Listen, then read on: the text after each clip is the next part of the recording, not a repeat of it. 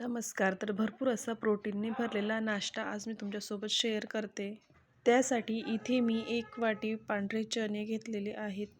अर्धी वाटी उडीद डाळ, 2 चमचे हरभरा डाळ आणि 2 चमचे साबुदाणा घेतला आहे.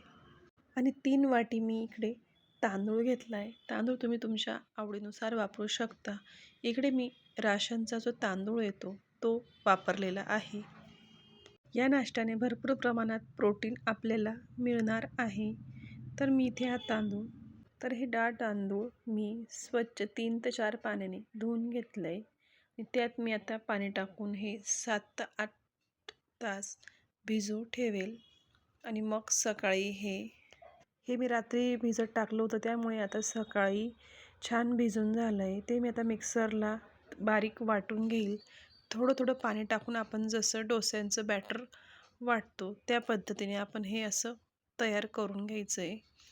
तुम्ही बघू शकता त्याचं बॅटर हे सेम डोस्याच्या पिठासारखंच करायचं आहे. इथे मी चवीनुसार मीठ घातलेलं आहे आणि इथे थोडासा बेकिंग सोडा टाकला आहे. सोडा टाकल्यानंतर त्यात थोडंसं मी वरून पाणी टाकते आणि ते आता व्यवस्थित मिक्स करून घेते. आता मी इकडे पॅन गरम करायला ठेवते आणि एका साईडला मी इकडे खोबऱ्याची आणि कोथिंबिरीची चटणी तयार करून घेतली आहे.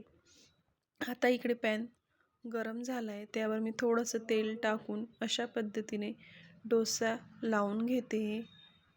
हे पीठ आपल्या डोसा इडलीसारखं काही मुरवायला ठेवायची गरज पडत नाही. तुम्ही लगेच त्याचे डोसे लावू शकतात. चवीलाही खूप छान लागतात.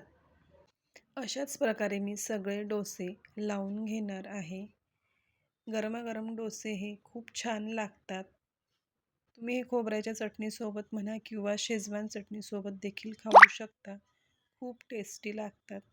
लहान मुलांसाठीही खूप चांगले आहेत, कारण मुलं डाळ वगैरे जास्त खात नाही. मुलांसाठीही खूप हेल्दी असतात हे. तुम्हीही ट्राय करून बघा आणि कमेंट नक्कीच करा कसे झालेत ते.